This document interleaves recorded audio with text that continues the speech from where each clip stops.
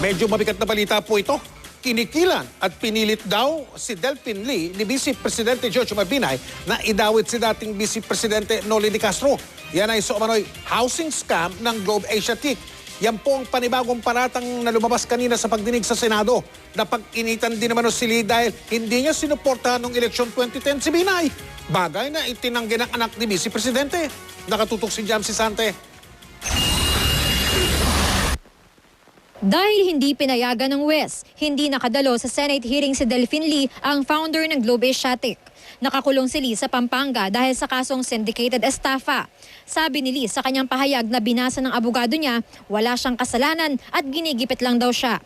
Hiningan daw siya ng 200 million pesos ng tauhan ni Vice President Jejomar Binay na si Jerry Limlingan, pero hindi raw siya nagbigay. Pinilit din daw siya ng mga ito na idiin si nooy Vice President Noli de Castro sa di umano'y housing scam. Ngunit hindi raw siya pumayag. Nakipagkita po si Gunoong Jerry Limlingan sa isa pong opisina sa Makati. At doon po siya hiningan po ng 200 million at idinigdag pa ho na ipilit po na kasuhan din po si Vice President Noli de Castro dahil ang pagkakasabi po yata kung may napakulong na presidente ang presidente, kailangan may mapakulong naman na vice-presidente ang vice-presidente. Bakit mainit ang dugo ni Vice President Binay dito kay Mr. Delphine Lee? Sa pakiwari po ng aking pong kliyente, nahingan din po siya ng campaign fund nung takbuhan po ng vice-presidente. Tumanggi din po siya. Iginiit din ni Lee na walang utang ang Globe Asiatic sa Pag-ibig at hindi raw ang kanyang kumpanya ang dapat sisihin kung may mga nakalusot na ghost borrowers. Hindi naman daw makakapagkomento ang presidente ng Pag-ibig Fund sa alegasyong extortion dahil wala siyang alam dito. Pero anya, hindi naman talaga kasama sa mga idinidiin sa kasong syndicated estafa si De Castro. Patuloy na sinisikap ng GMA News na kunan ng pahayag si De Castro. Doon sa mga meetings namin about the filing, before we filed the case, in fact, si Vice President Noli ay hindi siya talaga kasama doon sa, walang finding sa kanya doon sa investigation. At ang guidance lang sa amin noon ni Vice President Binay, kung sino yung may ebidensya, yun ang ating mga filan. Giniit din ni Berberabe na ang kaso laban kay Lee ay produkto hindi ng pagdidiin sa kanya ng pag-ibig na pinangangasiwaan ni Binay bilang housing czar, kundi ng masusing investigasyon ng DOJ at NBI. Bilang kaparte at partido, bali ng isang kaso na yan ng syndicated estafa na sa Pag-ibig Fund nangyari at doon nawala yung 7 billion pesos, nalulungkot tayo na dito pa sa Senate hearing na nabibigyan ng pagkakataon na ipakita yung mga PowerPoint presentation. Pinapaimbestigahan din ni Lee sa Senado ang hindi pagpapahintulot ng korte na pumunta siya sa Senate hearing. Ang presiding judge kasi ng San Fernando RTC Branch 42 nagsisilbi rin daw hukom sa korte sa Makati RTC Branch 61 kung saan mayor ang anak ng vice-presidente. At bilang hukom sa Makati, sabi ng abogado ni Lee, nakakatanggap daw si Judge Maria Ami Faith Federeyes ng allowances at may nagagamit na sasakyan mula sa lungsod. Pinuntahan ng GMA News si Judge Federeyes sa Pampanga at Makati RTC pero hindi ito nagpaunlak ng interview. Pero base sa order ni Judge Federeyes, hindi niya pinadalo sa hearing si Lee bilang tugon sa urgent motion ng prosecution panel para raw hindi maapektuhan ng kaso laban kay Lee at para hindi malagay sa alanganin ng korte. Tulad noong minsang pinayagan si Lee na dumalo sa hearing pero hinamon nito ang dignidad ng korte at ng mismong judge. Ngayon ang sinasabi niyo, walang basihan yung kaso. Opo. Bakit nakakulong ngayon si Mr. Delphine Lee? Dahil ang umahawak na judge ay nagja-judge din sa Makati. Yun po ang nilagay po naming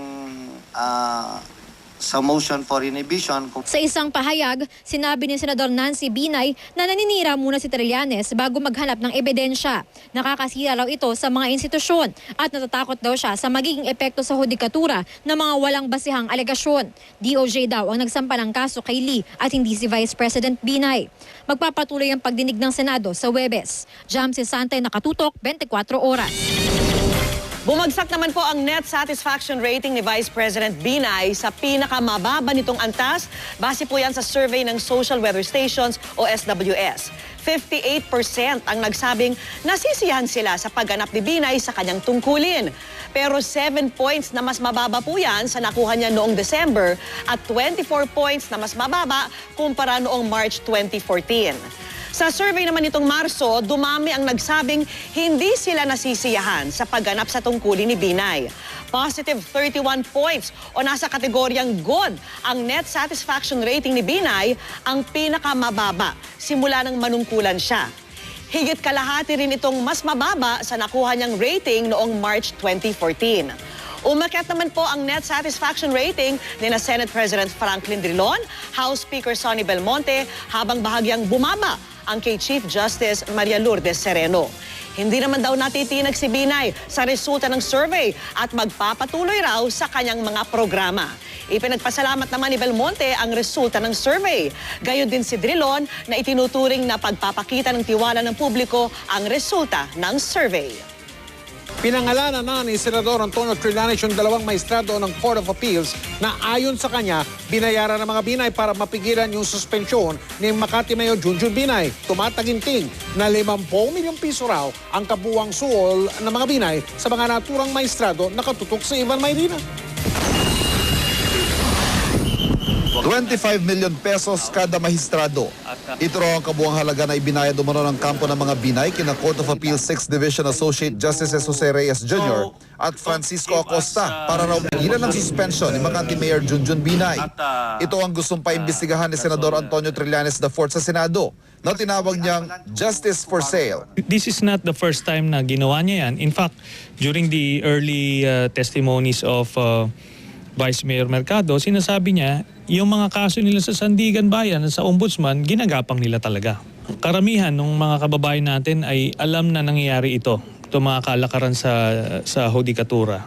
Let this be again another eye-opener and an opportunity para ayusin ito. Base sa resolusyon ni Trillanes, walang dudang mapagkakatiwalaan daw ang mga source na nagsabi sa kanyang ang abogado si Pancho Villarasa ang namagitan sa sahulan sa pagitan ng mga Binay at dalawang mahistrado. Tig 20 milyong piso ang tinanggap umano ni Acosta at Reyes kapalit ng pag-issue ng Temporary Restraining Order o TRO noong March 16. At dahil hindi kinilala ng Ombudsman, DILG at DOJ ang TRO, nasundan pa raw ito ng isa pang transaksyon. Tumanggap umano ang dalawang mahistrado ng karagdagang tig 5 milyong piso para maglabas naman ng writ of permanent injunction. Maring itinanggi ni Justice Reyes, ang chairman ng 6th Division, ang mga paratang ni Trillanes. Wala raw siyang tinanggap na pera, pabor o pangako kapalit ng mga inisyong TRO at writ of preliminary injunction. Ang TRO at preliminary injunction ay inilabas batay sa maingat na pagsusuri sa mga ebidensya, batay sa batas at jurisprudence. Harassment daw itong maituturing na layong takutin ng mga mahistrado sa pagtupad sa kanilang tungkulin. Itinanggi rin ni Justice Acosta sa DZBB ang aligasyon ni Trillanes. Pinabulaanan din ng Villarasa and ang Kangko Law Firm ang akusasyon ni Trillanes. Hindi naman daw nila kliyente si Mayor Binay sa kahit anong kaso. Hinamon din ng law firm si Trillanes na magpakita ng pruweba. Tinawag namang verbal terrorism ni Senador Nancy Binay ang panibagong akusasyong ito laban sa kanilang pamilya at sa hudikatura. Politika at ambisyon lamang daw ang motibo ni Trillanes dito. Sabi naman ng tagapagsalita ni Vice President Binay, sinisiraan ni Trillanes ang hudikatura para sa sariling interes. Binubuli daw nito ang mga mahistrado ng Court of Appeals na kapag may desisyong hindi pabor sa senador, ay aambahan niya ng investigasyon. Pero si Trillanes ayaw paawat. Hindi rin siya naniniwalang hahantong sa bangga ang hudikatura at lehislatura kung magkaroon ng investigasyon dahil co-equal branch sila. We have a system of checks and balances at ito ang isang role ng legislature, yung oversight function. So it's well within our mandate. Maraming approaches. Sa violation ng co-equal branch of government. Wala, nakapag-impeach nga tayo ng ng Supreme Court Chief Justice. Ang Integrated Bar of the Philippines naman mag-iimbestiga rin. Ipapatawag daw nila si Trillanes para doon patunayan ang mga aligasyon nito. Pero hindi raw haharap si Trillanes dahil hindi raw siya accountable sa naturang senador. Wala namang pahayag ang Korte Suprema ukol dito. Ivan Mayrina, nakatutok, 24 oras. President Franklin Drilon, House Speaker Sonny Belmonte, habang bahagyang bumaba ang kay Chief Justice Maria Lourdes Sereno. Hindi naman daw natitinag si Binay sa resulta ng survey at magpapatuloy raw sa kanyang mga programa. Ipinagpasalamat naman ni Belmonte ang resulta ng survey. Gayon din si Drilon na itinuturing na pagpapakita ng tiwala ng publiko ang resulta ng survey. Pinangalanan na ni Senador Antonio Trillanes yung dalawang maestrado ng Court of Appeals na ayon sa kanya, binayaran ng mga Binay para mapigilan yung suspensyon ni Makati Mayor Junjun Binay. Tumataginting na 50 milyong piso raw ang kabuwang suol ng mga Binay sa mga naturang maestrado na katutok sa Ivan Mayrina.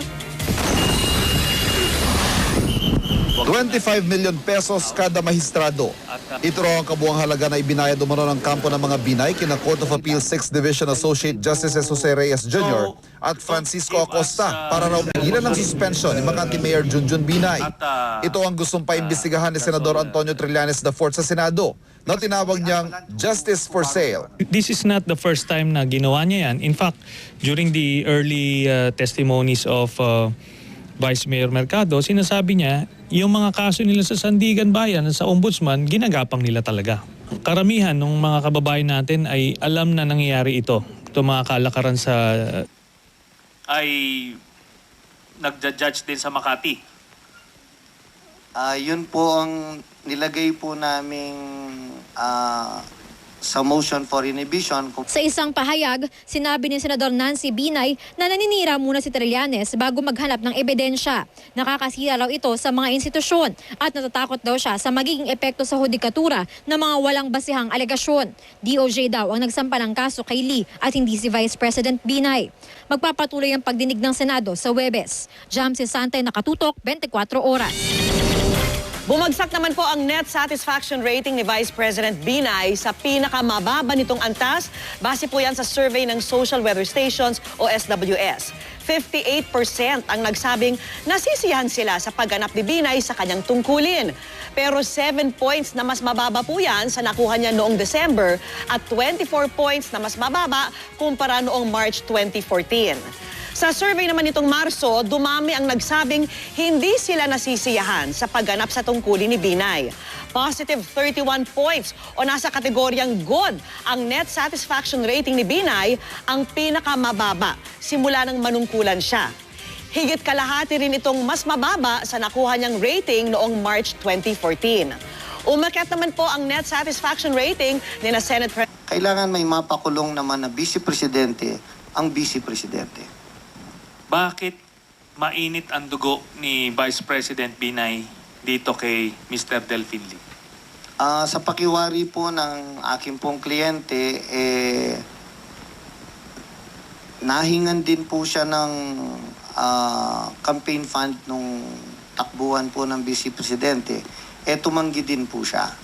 Iginiit din ni Lee na walang utang ang Globe Asiatic sa Pag-ibig at hindi raw ang kanyang kumpanya ang dapat sisihin kung may mga nakalusot na ghost borrowers. Hindi naman daw makakapagkomento ang presidente ng Pag-ibig Fund sa alegasyong extortion dahil wala siyang alam dito. Pero anya, hindi naman talaga kasama sa mga idinidiin sa kasong syndicated estafa si De Castro. Patuloy na sinisikap ng GMA News na kunan ng pahayag si De Castro. Doon sa mga meetings namin about the filing, before we filed the case, in fact, si Vice President Noli ay hindi siya talaga kasama doon sa walang finding sa kanya doon sa investigation at ang guidance lang sa amin noon ni Vice President Binay kung sino yung may ebidensya, yun ang ating mga filean. Giniit din ni Berberabe na ang kaso laban kay Lee ay produkto hindi ng pagdidiin sa kanya ng Pag-ibig na pinangangasiwaan ni Binay bilang housing czar, kundi ng masusing investigasyon ng DOJ. Medyo mabigat na balita po ito. Kinikilan at pinilit daw si Delfin Lee ni Vice Presidente Joshua Binay na idawit si dating Vice Presidente Noli de Castro. Yan ay umano'y housing scam ng Globe Asiatic. Yan po ang panibagong paratang na lumabas kanina sa pagdinig sa Senado. Napag-initan din naman si Lee dahil hindi niya sinuportahan noong eleksyon 2010 si Binay. Bagay na itinanggi ng anak ni Vice Presidente. Nakatutok si Jamsi Sante. Dahil hindi pinayagan ng West, hindi nakadalo sa Senate hearing si Delfin Lee, ang founder ng Globe Asiatic. Nakakulong si Lee sa Pampanga dahil sa kasong syndicated estafa. Sabi ni Lee sa kanyang pahayag na binasa ng abogado niya, wala siyang kasalanan at ginigipit lang daw siya. Hiningan daw siya ng 200 million pesos ng tauhan ni Vice President Jejomar Binay na si Jerry Limlingan, pero hindi raw siya nagbigay. Pinilit din daw siya ng mga ito na idiin si nooy Vice President Noli de Castro sa di umano'y housing scam, ngunit hindi raw siya pumayag. Nakipagkita po si Ginoong Jerry Limlingan sa isa pong opisina sa Makati at doon po siya hiningan po ng 200 million at idinigdag pa ho na ipilit po na kasuhan din po si Vice President Noli de Castro dahil ang pagkakasabi po yata kung may napakulong na presidente ang presidente. At NBI. Bilang kaparte at partido bali ng isang kaso na yan ng syndicated estafa na sa Pag-ibig Fund nangyari at doon nawala yung 7 billion pesos. Nalulungkot tayo na dito pa sa Senate hearing na nabibigyan ng pagkakataon na ipakita yung mga PowerPoint presentation. Pinapaimbestigahan din ni Lee sa Senado ang hindi pagpapahintulot ng korte na pumunta siya sa Senate hearing. Ang presiding judge kasi ng San Fernando RTC Branch 42 nagsisilbi rin daw hukom sa korte sa Makati RTC Branch 61 kung saan mayor ang anak ng vice-presidente. At bilang hukom sa Makati, sabi ng abogado ni Lee, nakakatanggap daw si Judge Maria Ami Faith Federeyes ng allowances at may nagagamit na sasakyan mula sa lungsod. Pinuntahan ng GMA News si Judge Federeyes sa Pampanga at Makati RTC pero hindi ito nagpaunlak ng interview. Pero base sa order ni Judge Federeyes, hindi niya pinadalo sa hearing si Lee bilang tugon sa urgent motion ng prosecution panel para raw hindi maapektuhan ng kaso laban kay Lee at para hindi malagay sa alanganin ng korte. Tulad noong minsang pinayagan si Lee na dumalo sa hearing pero hinamon nito ang dignidad ng korte at ng mismong judge. Ngayon na sinasabi niyo walang basihan yung kaso. Opo. Bakit nakakulong ngayon si Mr. Delfin Lee? Dahil ang umahawak na judge